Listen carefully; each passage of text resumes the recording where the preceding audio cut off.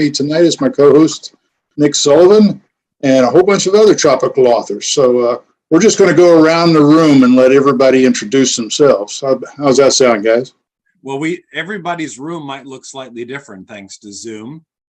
So I'll just say, hey, I'm Nick Sullivan, author of the Deep series. And over on my right would be John Cunningham. Tell us about yourself. Hey guys, I'm John Cunningham. I'm the author of the Buck Riley series. Nice to be with everybody tonight. And I think below that, I see Nicholas Harvey. Hey guys, Nicholas Harvey. I'm the author of the A.J. Bailey Adventure Series and Nora Summer Caribbean Suspense Series, and co-author of Graceless and Timeless, which I think we'll talk about. And Don Rich. Hi, I'm Don Rich. I'm the author of the Coastal Adventure Series, and all of these authors that are on here tonight appear in this book. For a short amount of time. For a short time. Perish And then he kills us all. I killed twice. David Burns killed me. Excellent. Well, for those watching, we're hoping to have some other folks, but we have people in all different time zones and with a variety of different vacations going on. So hopefully we'll have different people pop on as we chat. Well, Scott's on here, right? Are you here, Scott? Wait, that's right. Scott W. Cook. Absolutely not. And I'm on a computer this time. Okay, the disembodied voice of Scott Cook is here. He may or may not have a camera. Oh my God. You thought we were dissing you. It's just because we couldn't see you. Well, I'm just as beautiful as I was last time. One moment, your request is in process and the answer in the order in which it was received. Awesome. Okay, we'll get back to Scott. It sounds like he's in a coffee can, and we'll see what it looks like when he shows up. I tell you what, let me get us rolling here. As those of us, four of us know, we are hard at work on a tropical author's novel called Timeless. For those of you that watch this show, you probably know about Graceless, which was a novella. And generally, everybody loved it. The only negative reviews we got was it was too short. So we decided to eliminate that possibility for the next book. And this sucker, it's longer than half my books. And here's Scott. Yes. Scott, quickly tell us what are you the author of? 4 series: USS Bull Shark, Scott Jarvis, Private Investigator, Captain Cook, Age of Sail, and some other stuff. Okay, other stuff works. Was that fast enough? No, that was good. I definitely. Okay, so Timeless is a tropical author's novel. It is coming out August 23rd. It is not a direct follow-on from Graceless. We just have some of the same writers and some of the same themes, but we have completely different first-person character. And I think we're going to take a moment to talk about the process. Because honestly, all you authors watching this, y'all should do this. It works. Oh, yeah. I mean, this is the most fun I've had writing. I mean, to create an entire novel, it's going to take me 4 months, 3 months. But to just write 15 or 20,000 words, most of us do that on Facebook in a week. And it's a great exercise for plotters who want to try pantsing, because you don't know what you're going to get. You have no plot. There are no notes. You get a manuscript that goes right down and stops, and then you got to continue telling the story after that. And it is just fun. And not to mention writing in something other than first person, which I know several of us do with our lead protagonists. So when you're working on the point of view from another independent character, it was a little easier this time for whatever reason. The first, it was hard with Graceless for me anyway, but this one seemed to flow a bit easier, but still a challenge. Although I started my section and I wrote 6,000 words, and then realized it was Boone's POV. I'm like, oh, crap. That's not the main person's point of view at all. But I guess at that point I took revenge and I put some other people in their point of view.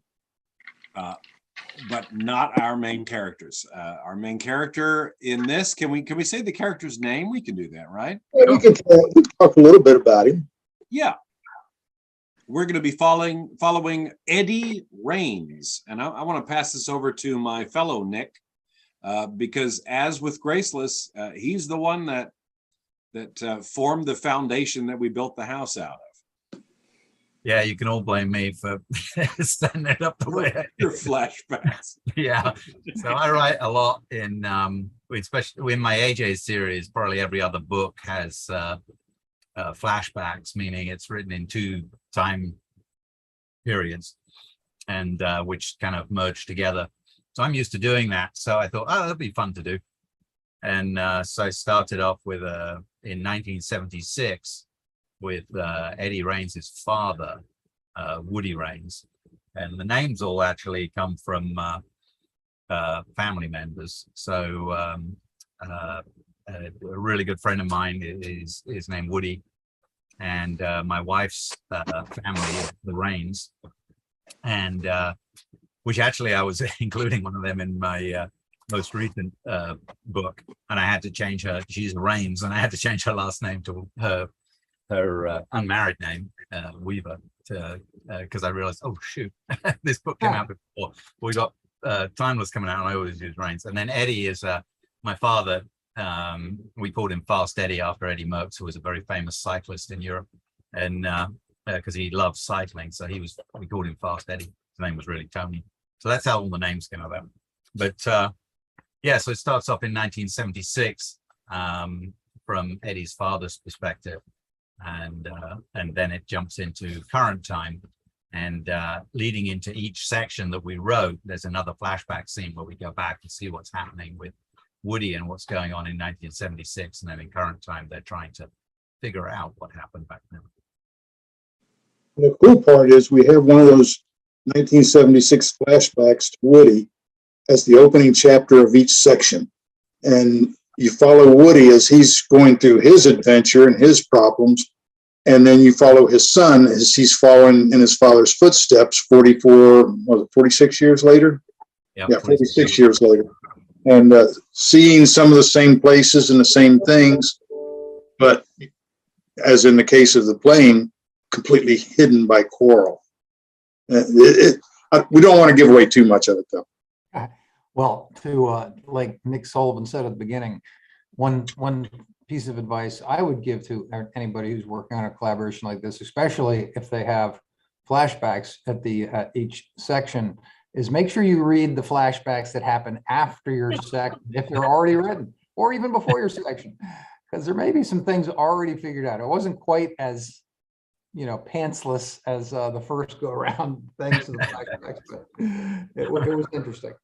I think I left a couple of the little clues and red herrings. I think I left at least 1 or 2 of them out.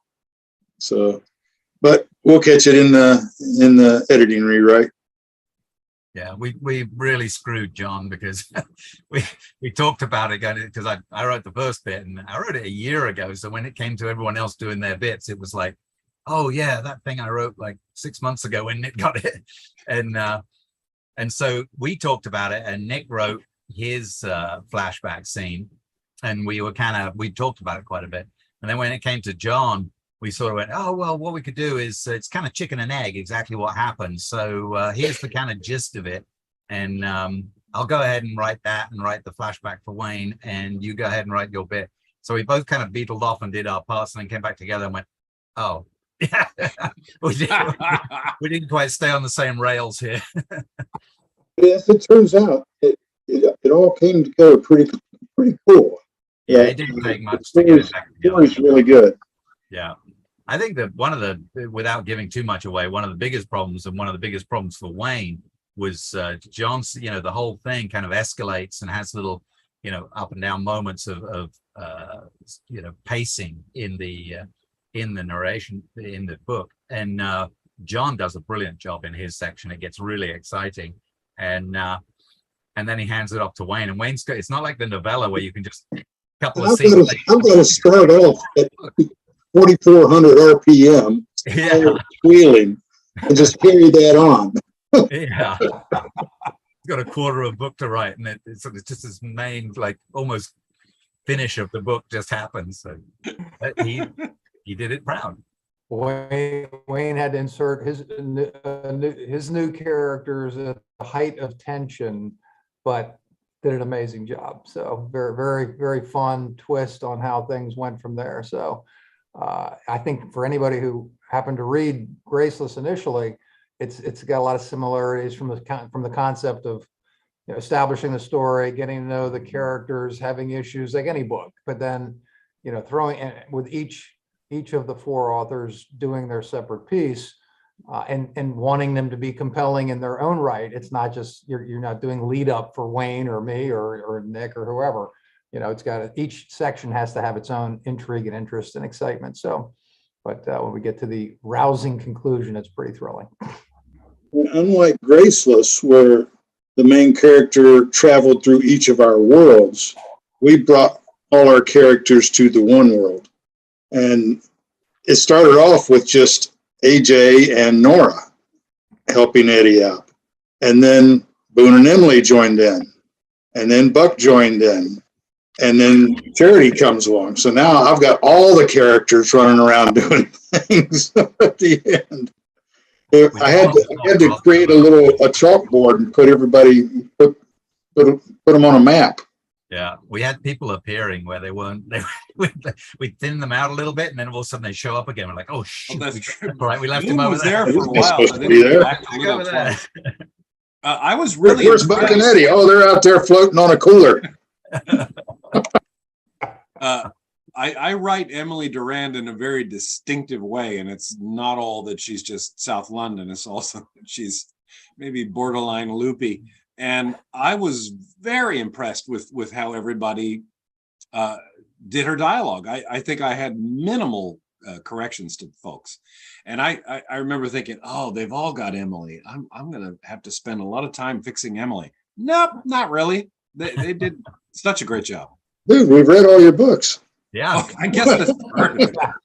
I can hear Emily in my head, and I haven't listened to the audiobooks, but I know exactly what she would sound like. I'll have to listen to one, see if it Well, matches. some of my reviewers think she sounds a little Australian, but that's just too damn bad. If you She's a guys lot of keep fun to hiring write. Cumberbatch to play Doctor Strange from 7 different states, I can do her slightly Australian. Emily was very fun to write. You know, she's an easy one to throw in there. She's got a great personality. She's got a good vocabulary, got a lot of Britishisms, which comes easily for Mr. Harvey here. But and obviously you too, Nick, because you write her well. But she's definitely fun to include. I enjoyed writing her. Nick and I are getting used to writing each other's characters. I think we're pretty seamless now. We've done this is, I don't know, it's 4th book where our characters have 4th, 5th book, I think maybe, that our characters have been around each other. Well, I think you're counting the one where Sully shows up. I don't know that I count that one. No, you've got 2 of yours. I've got one of mine. No, maybe I am. No, 2 Let's of see. yours. Graceless, Timeless, Rex Key Largo, Deep Focus, Deep Deep Devil. Devil, Angels. Holy crap. And then one more of yours. Okay. Yeah, 6. And the Christmas one. Yeah, that's Angels. Yeah, that's Angels. Yeah. Oh, okay. Yeah. I'm off to Turks and Caicos, so I'm finally cutting that cord. Speaking of sharing characters, John, I'll be finished with Cast Off in about 2 weeks. Okay. And Buck and Ray are playing a little bit more of a part than anything we've done before. Well, we've only done one other one before, but they appear in quite a bit of the book. And Ray actually saves the day by being there. Nice. All right. Well, I will look forward to checking it out. So I'll get it to you in about 2 weeks. And we'll have 3 or 4 weeks turnaround time. So after the week anyway. We're playing. Look forward to it. That'll be fun. That will be I just flew through there yesterday, so I was taking copious notes through part of the settings. Well, before this becomes a complete timeless fest, because we've got Don Rich and Scott Cook here, let's chat a little bit about the desire is to get a whole bunch of these collaborative books. We don't have anyone here who is currently writing Shameless, which is David Behrens, Douglas Pratt, Chris Niles, and Stephen Becker. So I guess we won't say anything about it. But we're hoping that that Don and Scott and some of you others will come up with something. I've been thinking about Scott's military stuff and thinking this might be an opportunity for some of us to write something completely different. Boone's father was a Dutch military officer, and I was thinking maybe Boone's grandfather was on one of those 7 Dutch cruisers that were sunk off the coast of Australia. But I don't know. My desire is to get all near 50 of us tropical authors putting together these collaborative works and combining our readership. So I'm going to shut up and see if Don and Scott have anything to say about this. And Scott? Scott? I see anybody waving their hand going, yeah, I'm in. Bueller? Yeah, it's a great idea, and that's really cool you guys have done that. I think, though, that in order for us to do that, we have to spend a considerable amount of time familiarizing ourselves with each other's work. yes. I tried to do it as much as I could, but it's hard. Like, I mean, I don't watch TV. I pretty much read all the time, but I'm either reading my stuff, related stuff, research. So, I've read probably more of Wayne's than anybody's, and a couple of Nick's, and a couple of you guys. I've read probably 4 or 5 of Don's. So it's just getting around. It's amazing I hate to say it, as a writer, to find time to read. I mean, there's 50 of us. So I'm working on it. But I write 4 different genres, so I think that did play a really big part in how well Graceless and Timeless just flowed seamlessly, is because the 4 of us have read it, virtually everything each year is written, or at least I know I have. Yeah, for sure. Wayne's the As biggest one. tropical- He's written 400 books. It's tough to keep up with him. Yeah. I've read As a lot tropical of authors. Wayne, and it's only half his. You're the one that's hard to keep up with. I can keep up with Hick, Nick, and John easy. They're like 1 book a year. Yeah. Don, you were starting to say something? Yeah, as tropical authors has expanded so much, it's difficult to keep up with everybody's books. In reading, I know I'm 4 behind right now, and I just finished my last one. It went out to the beta group today, and I literally, Nick, I swear to God, I'm gonna read your book. Which one? Which Nick? You owe both of us a read. Yeah, you have to address us as Brit Nick and Hick Nick. Brit Nick. Okay. I'm up on you, Hick Nick. That's because I only write one. I'm behind on Brit Nick. Don't worry, I got some Emily for you. yeah, but you know what? You should really listen. You should really listen to Nick S's narration of his books, because I think you really get. If you really want to know what Emily is like, hearing him do her voice, audio really comes alive for me. I love audiobooks, so I do a lot of that whenever I possibly can. Brit Nick. That's all right for an Australian. Yeah. I'm bad. I literally have listened to half of an audiobook. That's it. I prefer to read, and I'm an avid reader, and I just rip through them when I'm not writing. What I Well, like audiobooks, if you ever are making a 12-hour drive somewhere, Yeah. that's the way to go. It will be done. I mean, I use them when I'm working out or driving or whatever. I mean, it definitely, it's nice. We're always multitasking. So if I can listen to a book, whether it's one of mine or somebody else's, while I'm doing something else, it's a great opportunity. Yeah, same thing. I do that all even with non-audios. I'll often have Alexa read them for me while I'm doing something else. Even for taking notes, I find it. I've been hooked on it for probably 15 years. I mean, so. I'm buying my third tank of gas for the whole year tomorrow. So Good for you. I guess. Although the mention of Alexa, I have to say, for those of you, and this is as a narrator, I'm saying this, but also I think as an author who sees how reviews go, don't cheap out and use AI on your audiobook, because you will get terrible reviews that will absolutely pollute your ebooks, and because Amazon kind of clumps them together. Don't shoot yourself in the foot and have a robot read your book. Absolutely. Amen. And even if it's nonfiction, because they don't know what word to stress. It isn't just character voices. Everyone focuses on that. But I have listened to samples from several people, and I'm like, there are objectively wrong stresses in every single sentence in that sample. And that's the sample. That's the best thing you had to give us. And it is full of awfulness. Don't do it. Don't do it. Yeah, You're better off not doing an critical. audiobook than doing that. Inflection is critical. And you don't get that from AI. No. And I still love theater. And, you know, it's like cartoons versus real stage performance. Oh yeah, remember like Radio Mystery Theater? And they had to, with the wooden block and the pair of shoes, that he would flip flop on the block, make it sound like somebody walking through a dark alley. Yeah. Holy. I loved listening to that. That's what we need. We need more Foley effects in our audiobooks. I have done that. If someone's like eating food, I'll be like, I guess I got to eat something while I'm talking. We got enough of this electronic crap in our, you know, in our daily lives, except for downloads of books.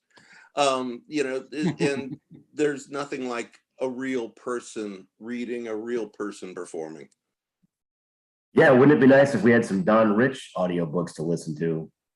Wink. They're in the works. And Oh, good. Excellent. finally.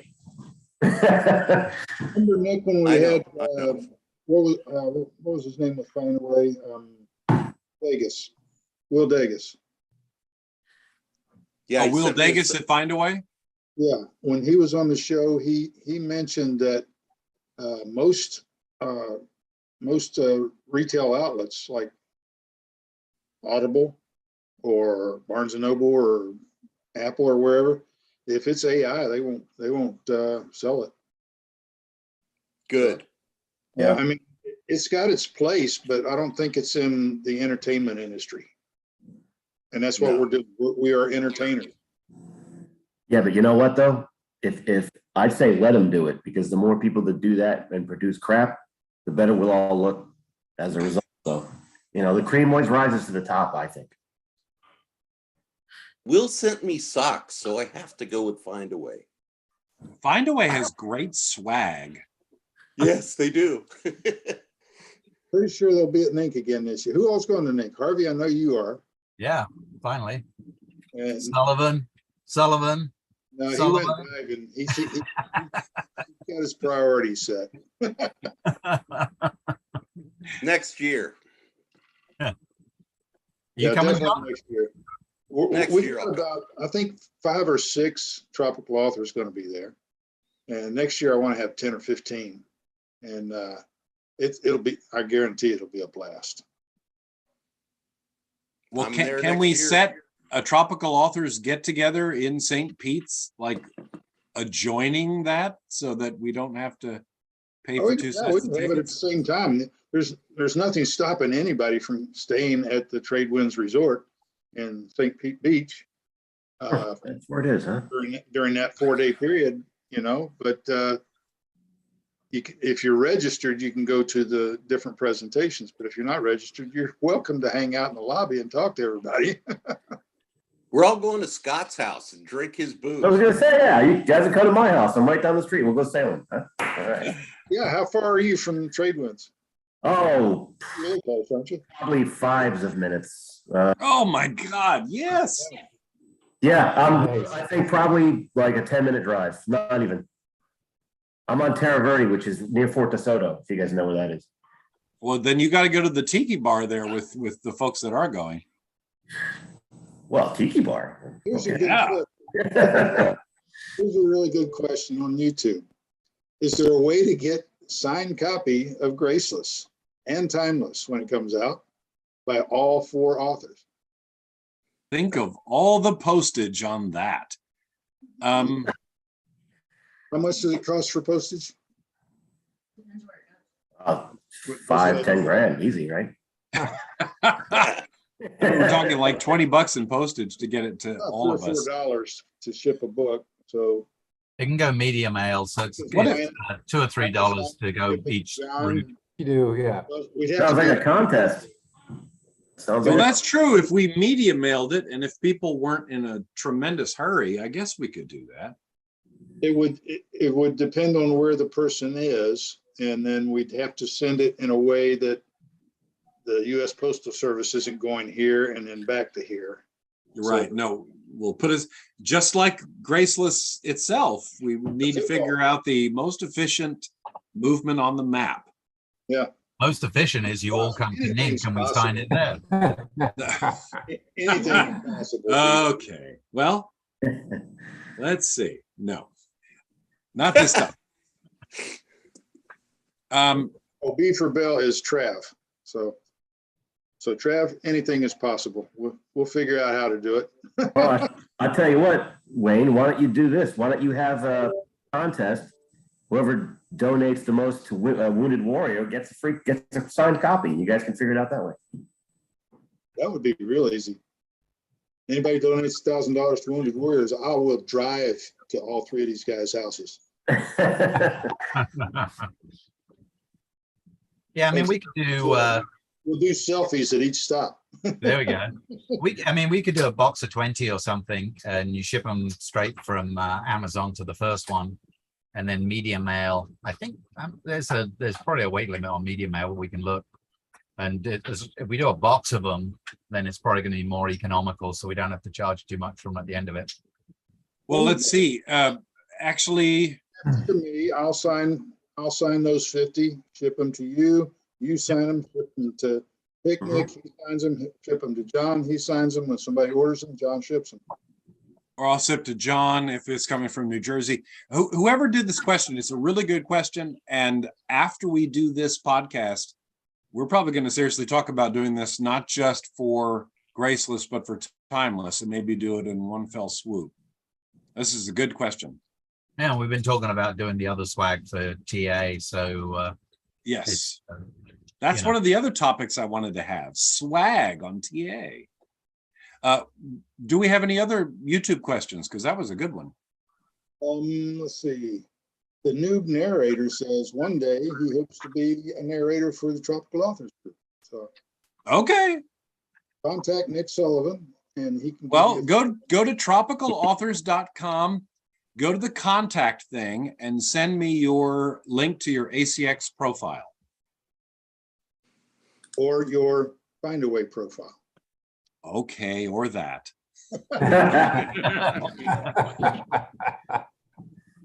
I'm still only making $15 a month from Findaway. Okay. Let's see. I have one book in here, dude. I know I only have one book, but it's a good way of seeing how much you get for one book. My first Findaway check was 4 figures and it hasn't gone under that yet. All right. Okay then, well, that just. Let's see. Do we have any other questions before I attempt to send us hurtling into the sun of another topic? Start hurtling. Okay. So one of the things we'd like to do is have a Tropical Authors get together. There used to be something called the Key West Mystery Fest, but it seems like that is sort of, and then there's something called Sleuth Fest, which I thought was really cool because it was tied with Murder on the Beach, a bookstore located in Florida that specialized in mystery, thrillers, and suspense. So earlier today, I reached out to them. Later today, I actually checked and they closed in April 15th permanently. That just shows. Oh, well. But what we would like to do, we have a lot of fans of tropical authors and of all the individual authors here. And it seems like we should get together and have some fun in some location, and maybe have a signing, maybe have a few guest speakers, perhaps specialists in knowledge of, I don't know, forensics or book publishing. And we'll invite the people from that Venezuelan rum distillery. But I don't know. Let me open this up. What do you guys think? Doing it in Key West would be awesome.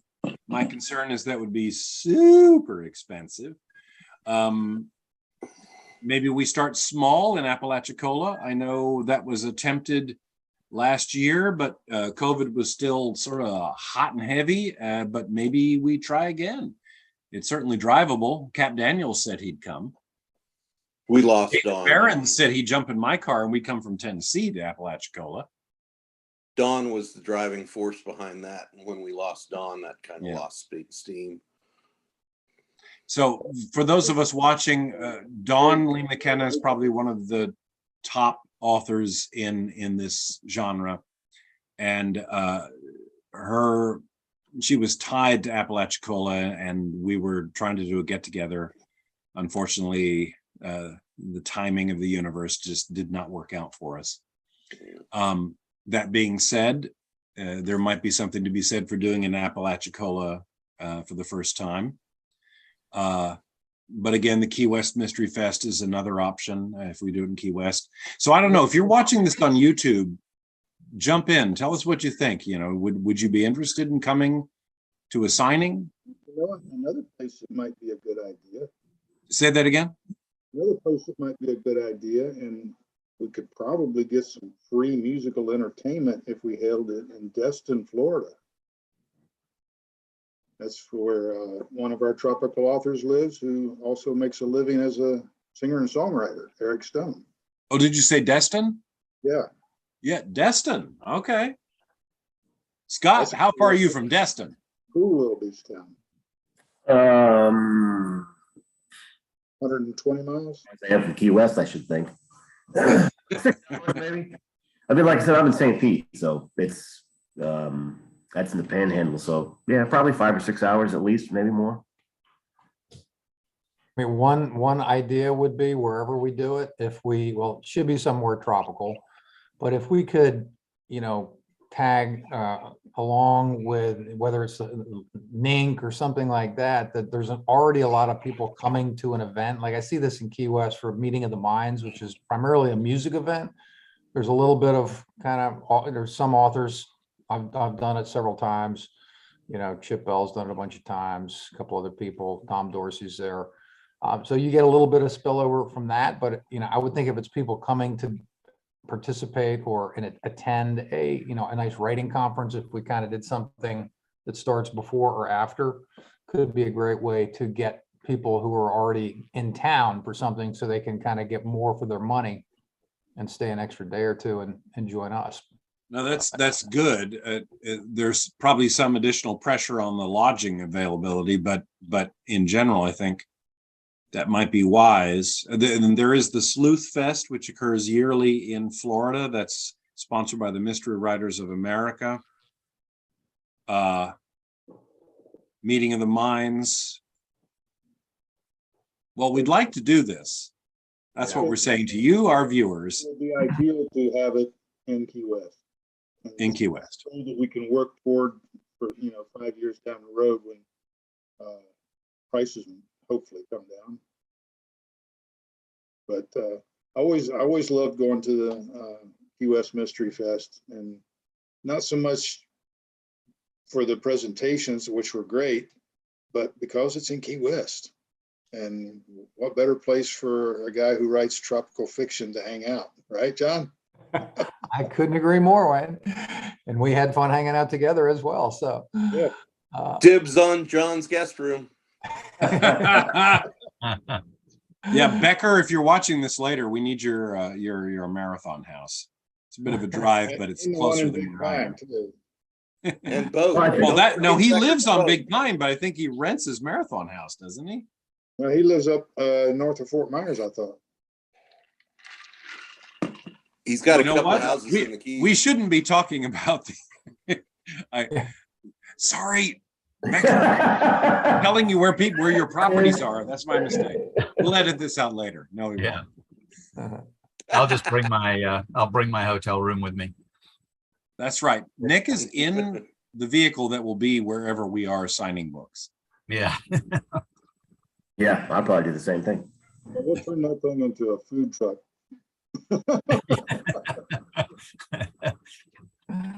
Wayne, do you got anything on the YouTube? Well, Yvonne posted on there that she wanted to give me a big thumbs up for the USA Today bestseller last month. Thank you, Yvonne. That was I never realized, I've always put so little stock in that. You guys know this. To be a USA Today bestseller, you're 1/20th because you were in a book, with 20 other people.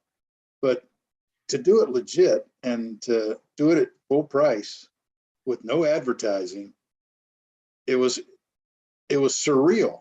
That's the only way I can say it. I woke up that morning, I went on Facebook, and who was it posted that?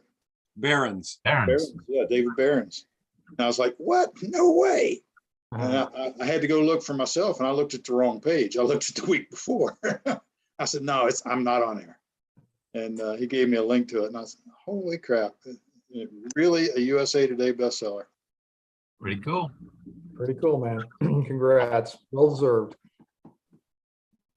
Amazing. Like, and tell us how it was done, Wayne.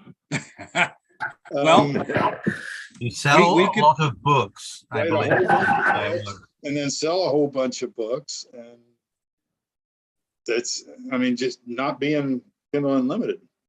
More than anything. It was very difficult because the last 2 years I've released into Kindle Unlimited for a 90-day period and then pulled out and published it wide.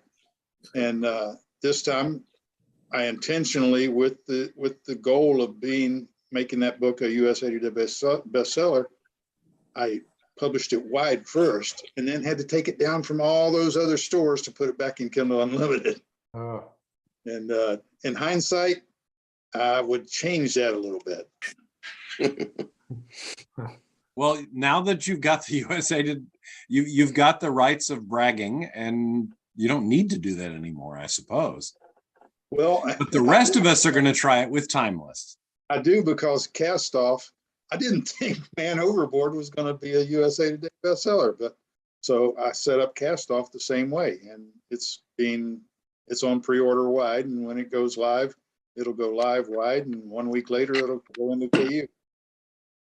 But I could pull it out and refund everybody that all the wide retailers, but I don't want to do that. They waited 90 days for the last 4 books, and the Kindle Unlimited audience can wait a week. Can't do both. Sorry. That's All right. an awesome achievement. Awesome. Let me see. Don, you have actually Don and Scott, because I just worked on this Tropical Authors newsletter. Both of you have something on sale right now, I believe. So let's make sure we mention that. Scott, what do you have? Your latest is on sale, yes?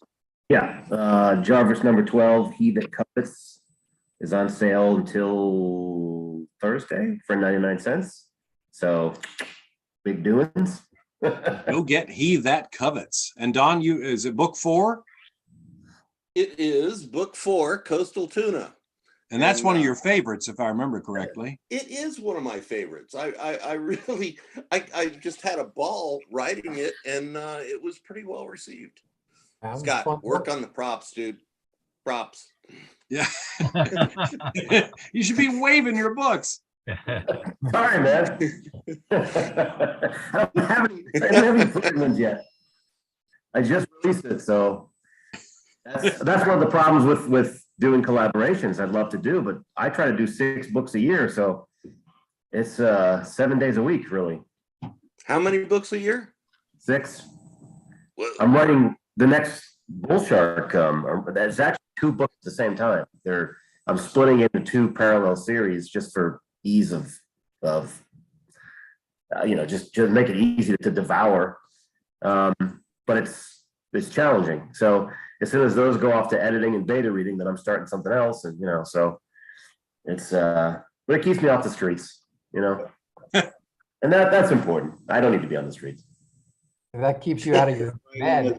When do you even have time to sleep? Well, I figure I'm up, put the coffee on, work till about noon, and then so I guess I type fast. I don't know. But when the stories want to come out, they have to come out. You have to let them out, or you could get sick. So I pulled my Chesapeake series last year, and it just didn't seem to match up well with the Coastal series. The Coastal series was better received, so now I'm rewriting the Chesapeake series, and there'll be 5 books coming out between now and the end of the year, I hope.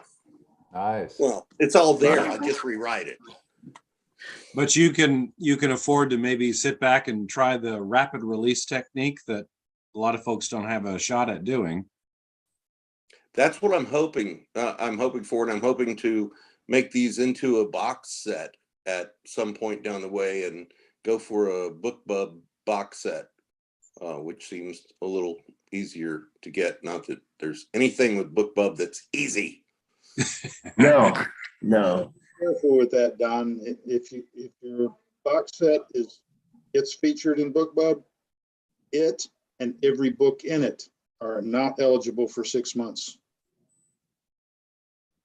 Yep, but it'll be that other series, which will end up being the prequel to the Coastal series, and of course the Coastal series will be in the back matter, or not actually the back matter, in the back page, linking into the first book of the Coastal series.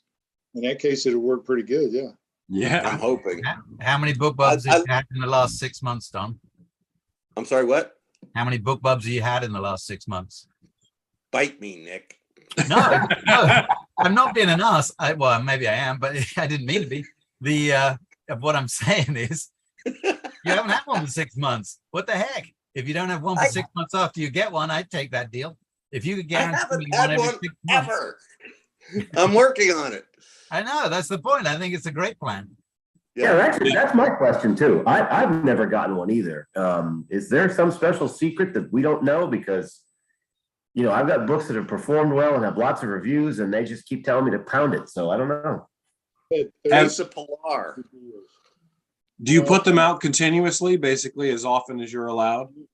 It's all based on how often you apply. There's not a single day that goes by that BookBub isn't looking at one of my applications. As soon as they reject it, I apply again. As soon as they reject it, I apply again. It's nothing. It's just a competition. See who's going to give up first. And I probably do it once a week. I know the answer to that. I'm going to keep submitting until they give me one.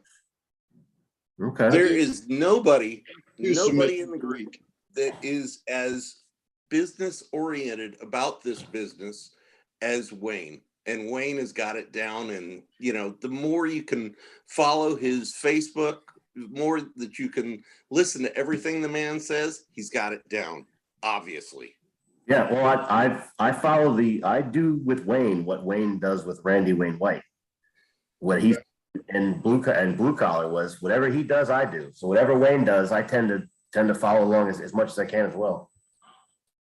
It's just a matter. It's just odds. I mean, if they're looking at least 2 submissions from me a week, how many weeks are going to go by before I get one? Okay, yeah, that makes sense.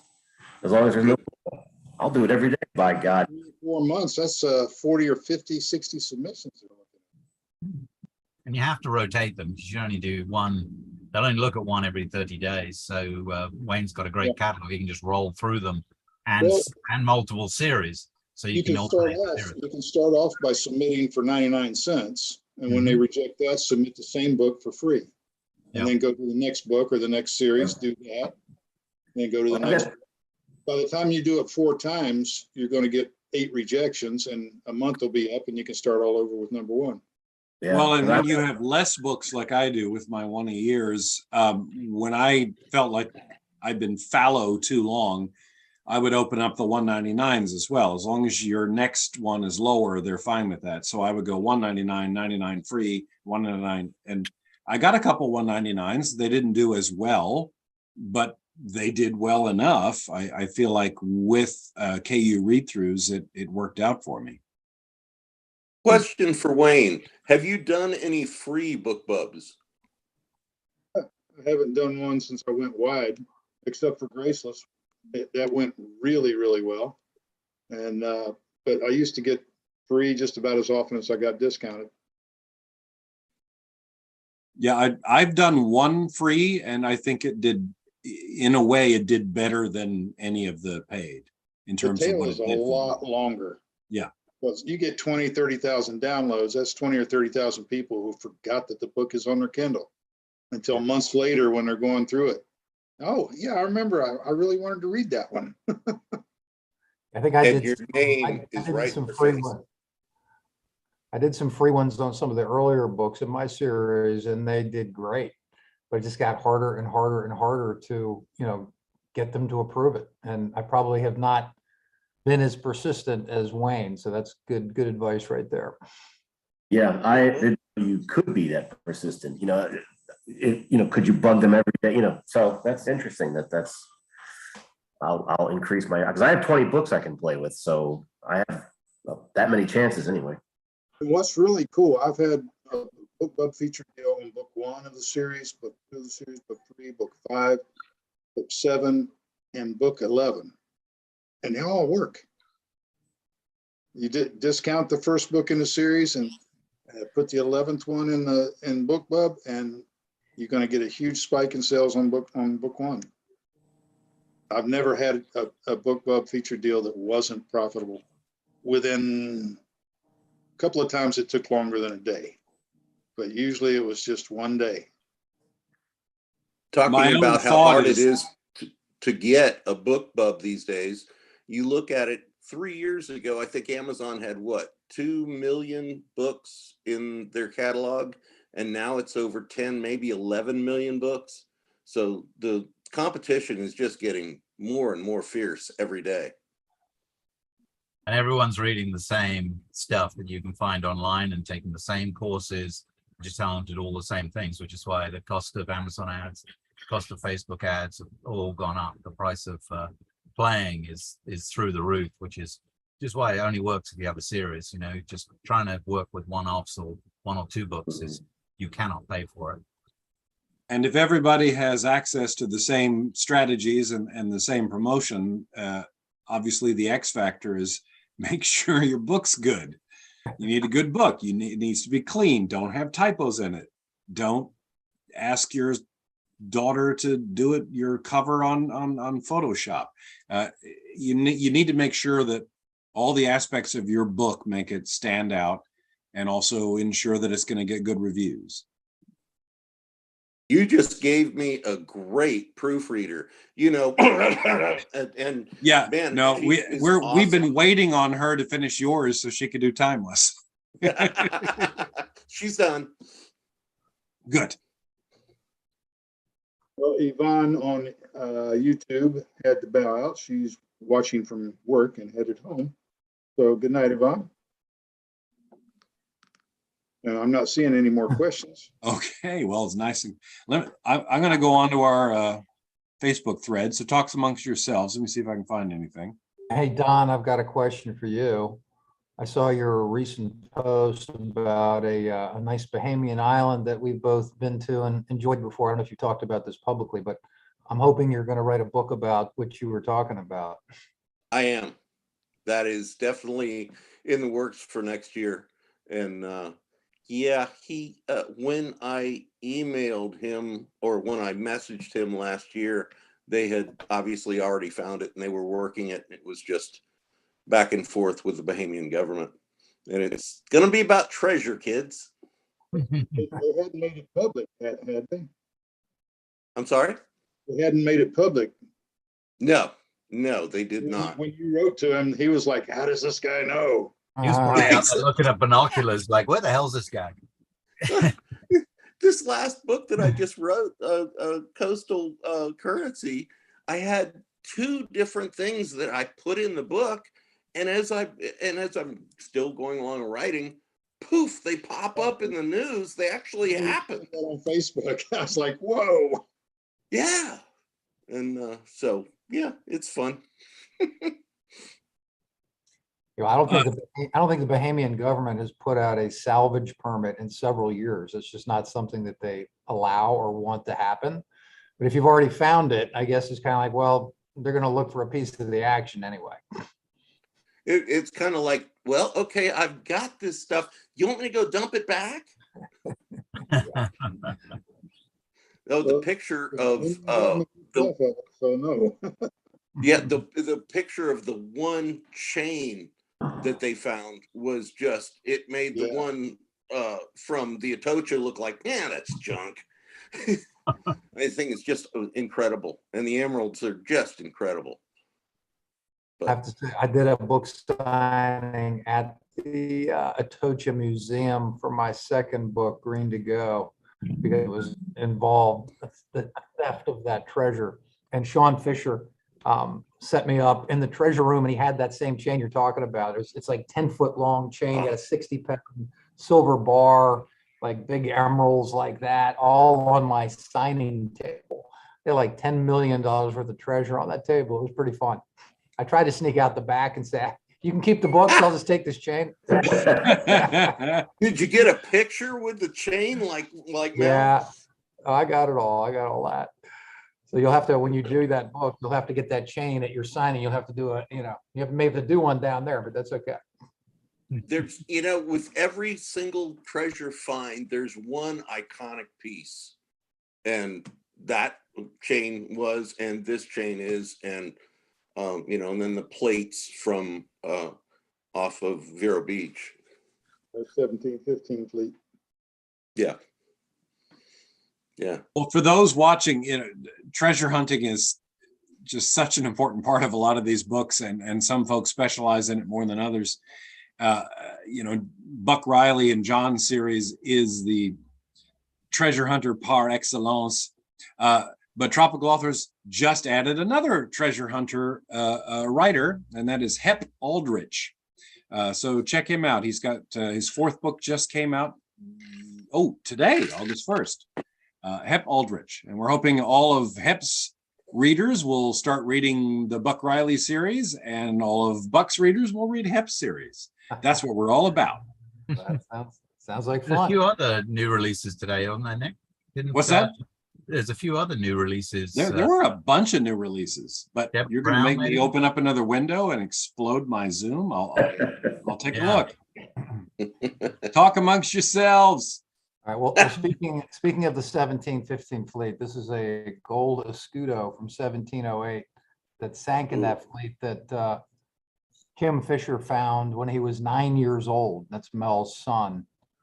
So I got that from him, which was pretty cool. But yeah, my last book, Indigo Abyss, involved the 1715 fleet. So I had this kind of natural sense that I had to be a part of it somehow. And of course, we all want to go diving and find our own piece of 8 or real, a cob coin. But sometimes it's just easier to do the deal. But I had to have a little bit of the reality to inspire me. Do you know if they still have the museum in Vero Beach as well? Yeah, His daughter. Sebastian Inlet. That's the Sebastian Inlet. Yeah, in fact, Right just north of there in Melbourne, and used to surf Sebastian Inlet, fish there, and all this time, all that treasure was down there. And then when they started finding it back in the late 60s, early 70s, the Real 8 Club. You remember that, John? Yep. That was and I became a member of the Kip relay. Wagner.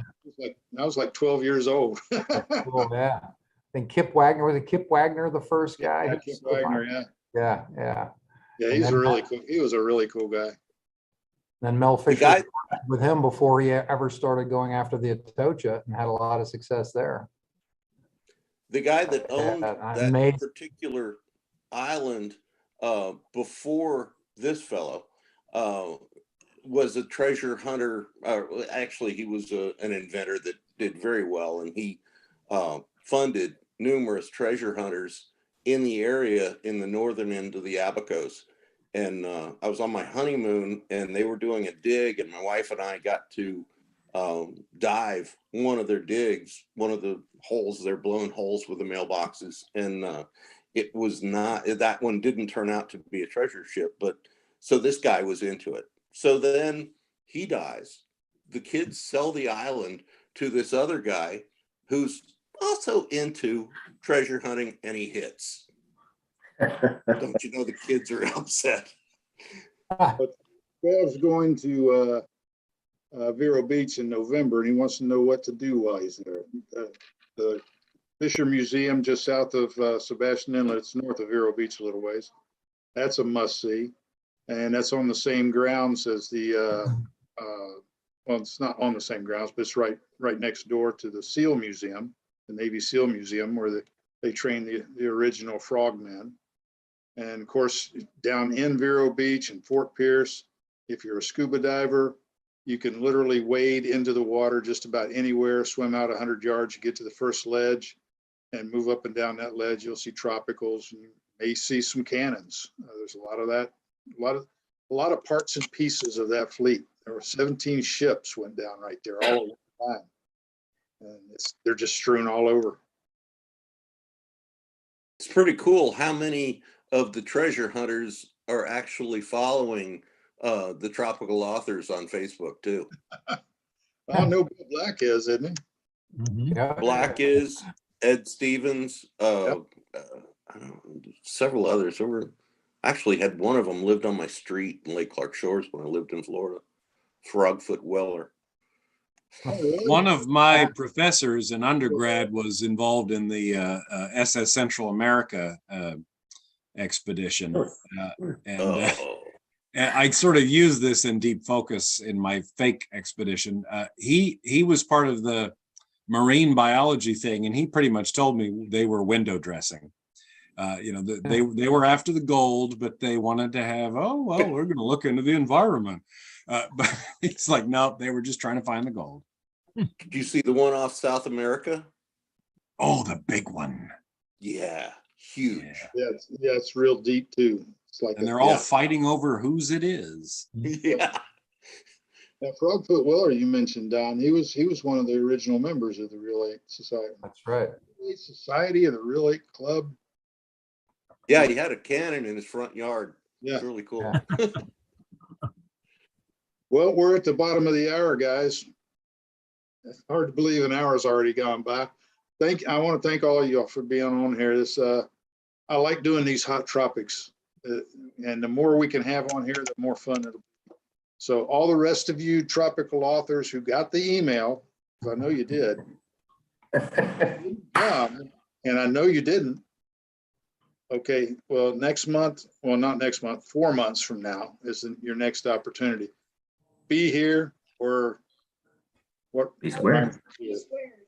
No, you got to use there. Be there or be square. Be here or be, I'm not going to say it. That does not go down a good road. Yeah. Oh, that was These are fun. Do these. You'll enjoy yourselves. Yeah. So I'm getting a message here. And bring your props. Bring your props. Mine are back there somewhere. I did. Look, it's right there.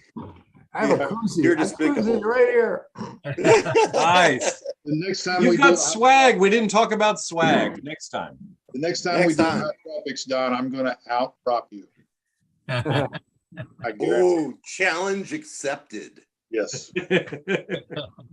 All right. Well, thank you guys for being on here, and as always, thanks to our supporters.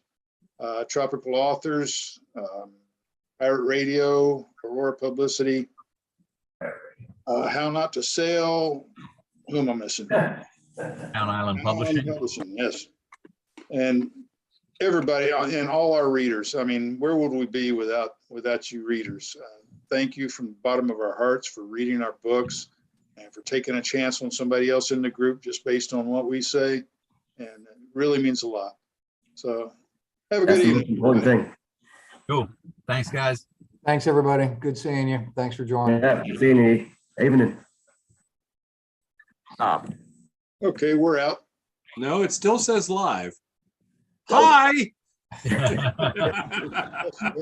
not They want to hear the after talk.